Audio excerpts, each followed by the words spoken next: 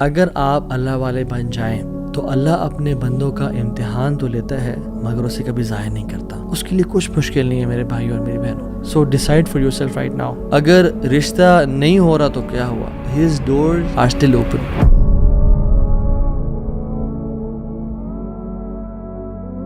بسم اللہ الحمد للہ والصلاۃ والسلام علی رسول اللہ وبعد.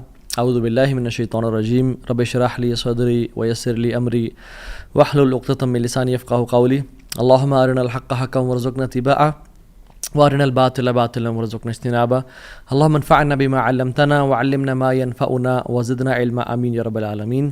Welcome back to another episode of Wednesday Night Exclusive.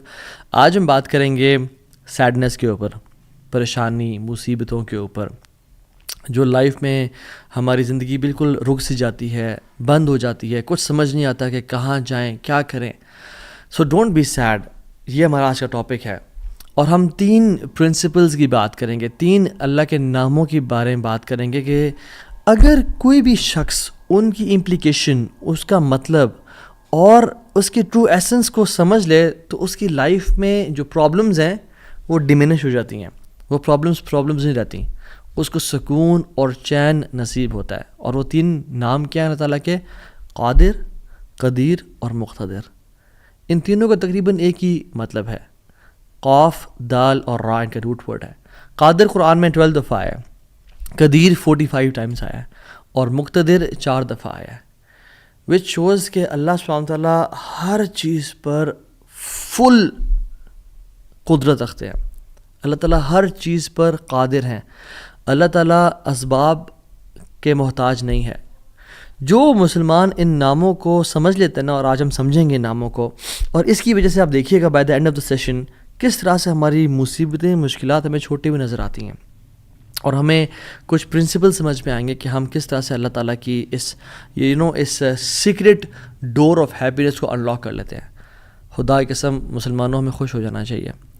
وہ کسی چیز کا محتاج نہیں ہے، نہ وہ اسباب کا محتاج ہے، نہ وہ لوگوں کا محتاج ہے، نہ وہ ٹائم اینڈ اسپیس کا محتاج ہے، نہ وہ لاز آف فزکس کا محتاج ہے.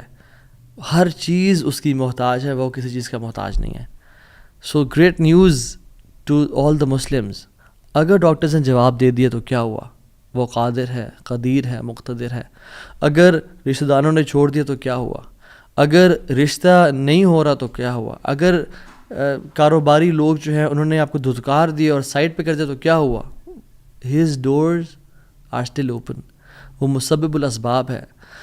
اللہ رب العالمین وہی ہیں جو یوسف کے دور میں تھے، جو ابراہیم کے دور میں تھے، جو موسیٰ کے دور میں تھے، جو عیسیٰ علیہ السلام کے دور میں تھے. اللہ رب العالمین وہی ہیں، اور وہ ہر چیز کو بدل سکتے ہیں. وہ ہر بند دروازہ کھول سکتے ہیں. مقتدر کا مطلب تو سبحان اللہ یہ ہوتا ہے کہ اس میں نا قدیر کی بھی بلاغت ہے، یعنی جو ہر چیز پر مکمل قدرت رکھتا ہے. آپ لے لیں مثالیں، یوسف علیہ السلام کی اگزامپل دیکھ لیں. ایک بچہ جو کہ بالکل اپنے انفینٹ سے نکل رہا تھا، اس کو کنویں میں پھینک دیا گیا.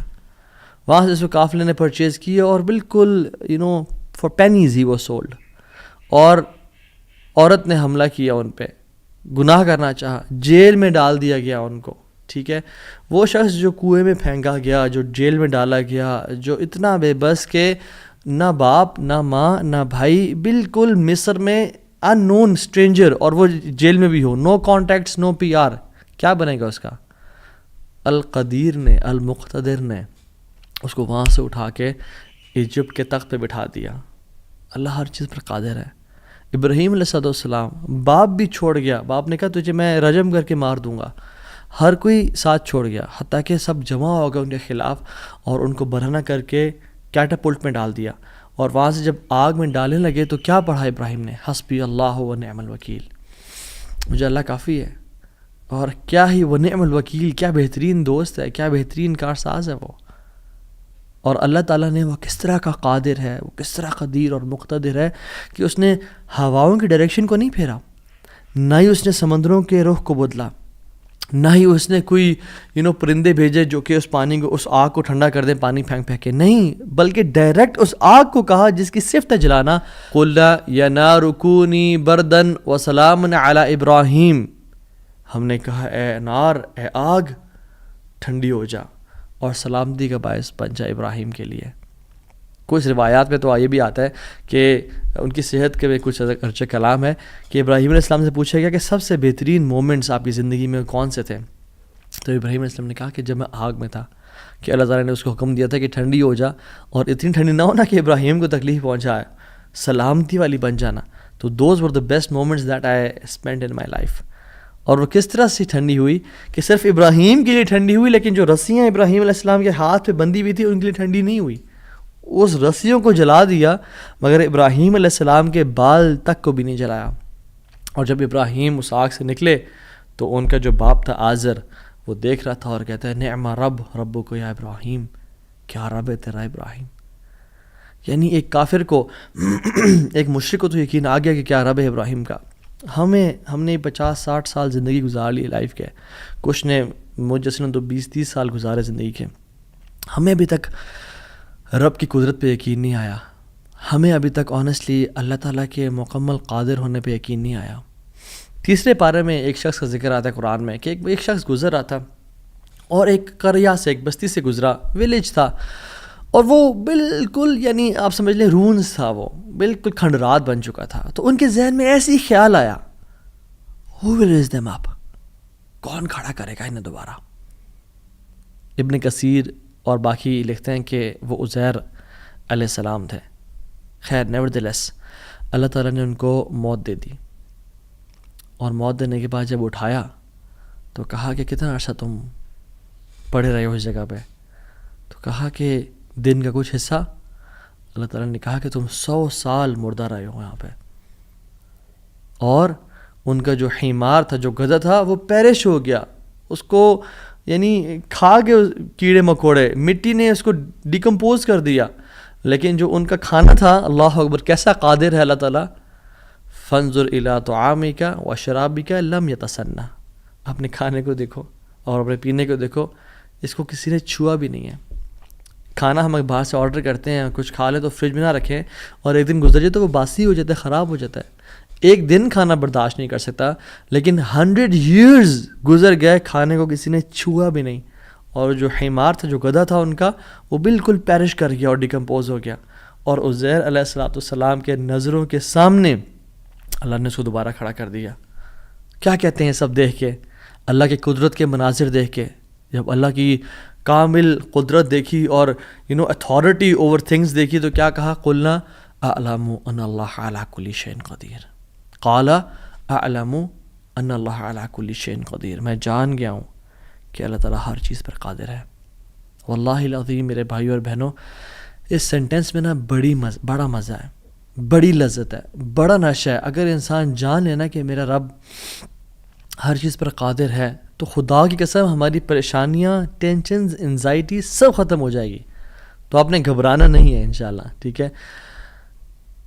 اگر ایک چیز زندگی میں آپ کی ہے جو اس لیسن کا جو ہے نا، آج کے سبق کا جو آج کے جو اس پوڈ کاسٹ شو کہہ لیں اس کو آپ، اس کا جو کرکس ہے وہ یہ ہے، اگر آپ اللہ والے بن جائیں تو اللہ اپنے بندوں کا امتحان تو لیتا ہے مگر اسے کبھی ضائع نہیں کرتا. اللہ اکبر.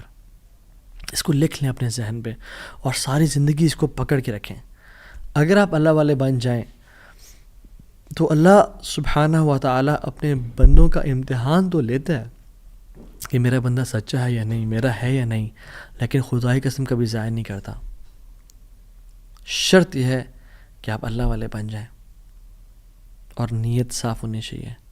تو میں آپ سے نا آج 3 بیسک پرنسپلز کی بات کروں گا کہ آپ نے اپنی لائف میں کرنا کیا ہے. پہلی چیز، نیت صاف کرنی ہے.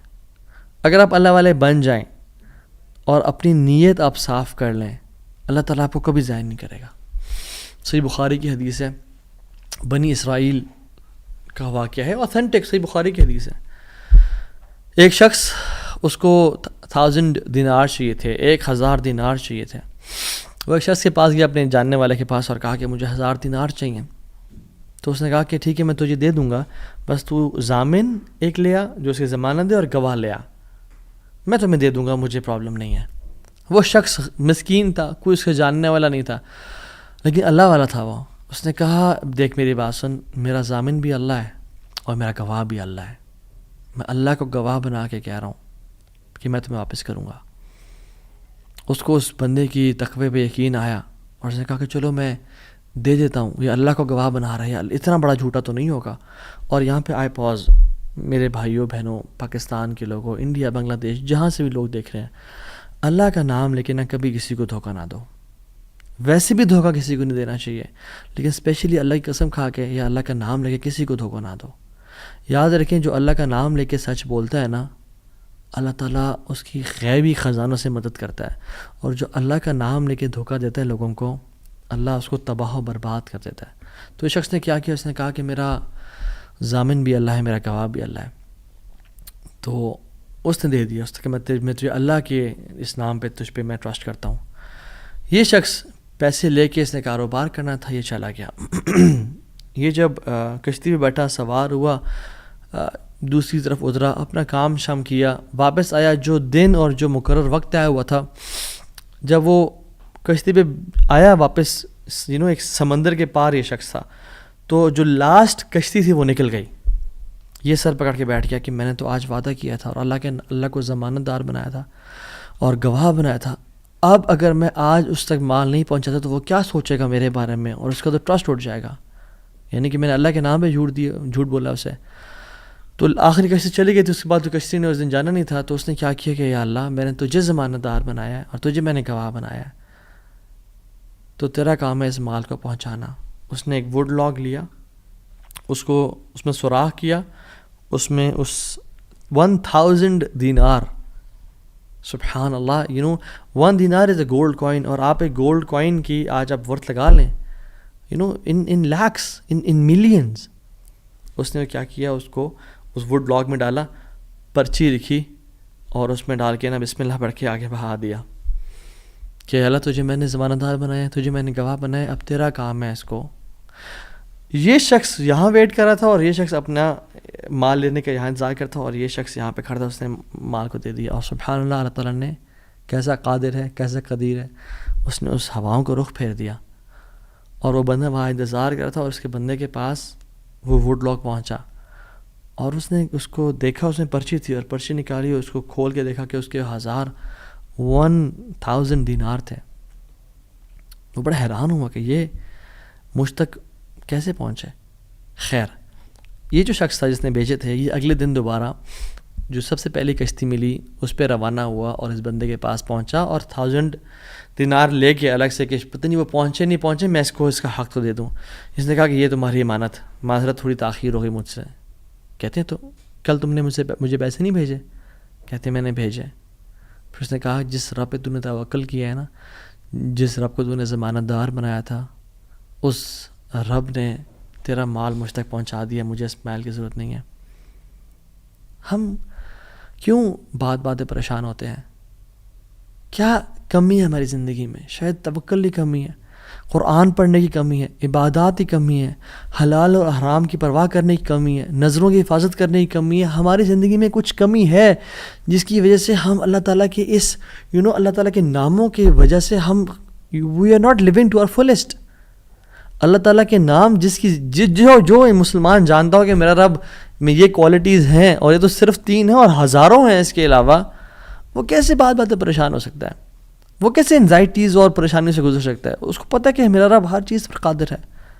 قُلْ هُوَ الْقَادِرُ عَلَىٰ أَن يَبْعَثَ عَلَيْكُمْ عَذَابًا مِّن فَوْقِكُمْ, وہ قادر ہے کہ اس بات پہ کہ تم پہ عذاب لے آئے. إِنَّ الْمُتَّقِينَ فِي جَنَّاتٍ وَنَحَرٍ فِي مَقْعَدِ صِدْقٍ عِنْدَ مَلِيكٍ مُقْتَدِرٍ. عِنْدَ مَلِيكٍ مُقْتَدِرٍ, وہ مقتدر بھی ہے, وہ ہر چیز پر قادر ہے. تبارک الذی بیدہ الملک وہو علی کل شیء قدیر, وہو علی کل شیء قدیر, وہ قادر بھی ہے, قدیر بھی ہے, مقتدر بھی ہے. تو پریشانی کس بات کی ہے؟ جب ہمارا رب ہے اور وہ ہر چیز کو کنٹرول کر سکتا ہے, اور ہم اگر اللہ والے بن جائیں تو پھر آپ یقین جانیں کوئی مسئلہ نہیں رہے گا. ہر پریشانی کو وہ آسانی میں ایسے بدل سکتا ہے. اس نے صرف کن کہنا وہ بدل جائے گا, صرف ہماری نیت صاف ہونی چاہیے, نمبر 1. اور number 2, second principle to live a wonderful life and to live a happy life is, جو بھی نیکی کریں اس کی اجر کی امید صرف اللہ سے رکھیں. پھر دیکھیں اللہ قدرت کے مناظر کیسے دکھاتا ہے آپ کو. پہلی پرنسپل کیا تھا؟ اپنی نیت کو ہمیشہ صاف رکھیں، اللہ تعالیٰ کے لیے کام کرنا، جھوٹ نہیں بولنا، دھوکہ نہیں دینا، فریب نہیں کرنا. ہم نے اللہ کے لیے اپنے ہر کام کو کرنا ہے، اللہ کی رضا کے لیے کرنا ہے. دوسری چیز، نیکی کے اجر کی امید صرف اللہ سے رکھنی ہے ہم نے.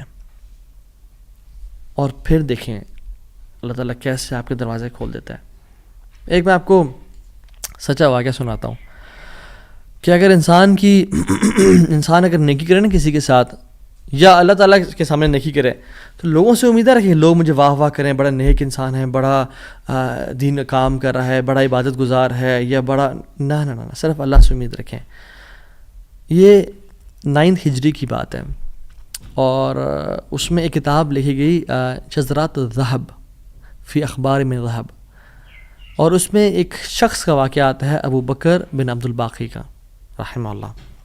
نوجوان تھے بالکل. انہوں نے وہ بیت اللہ گئے، اور جب وہاں گئے تو انہوں نے اپنا سارا فریضہ سر انجام دیا. کچھ دن گزرے تو وہ ہی واز ناٹ ویری رچ.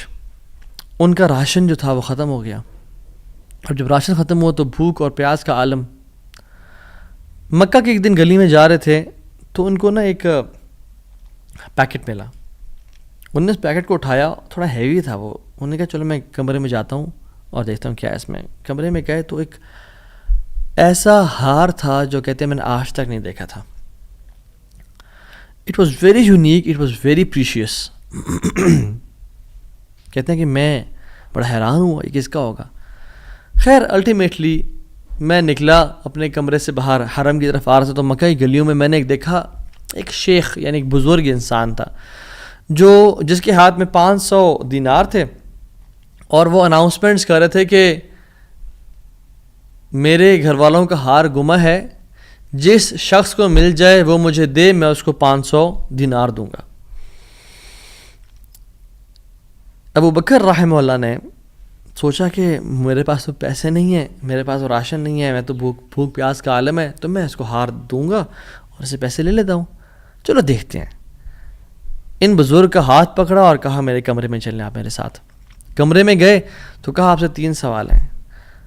آپ اس پیکٹ کی نشانی بتائیں، جس چیز سے اس پیکٹ کو باندھا گیا اس کی نشانی بتائیں، اور اس ہار کی نشانی بتائیں. صرف 3 نشانیاں بتا دیں، میں آپ کو وہ دے دوں گا. جیسے ہمیں کوئی چیز ملے تو ہم کہتے ہیں کہ آپ یہ 3، اور اگر کوئی انسان کھوٹا ہوتا ہے نا تو وہ کہتا ہے مجھے 50 نشانیاں بتائیں یا مجھے 60 نشانیاں بتائیں، اور کوشش کرتے ہیں ایک نہ ایک تو غلط بتا ہی دے گا تو ہار میرا ہو جائے گا. لیکن ہی وہ سنسیئر.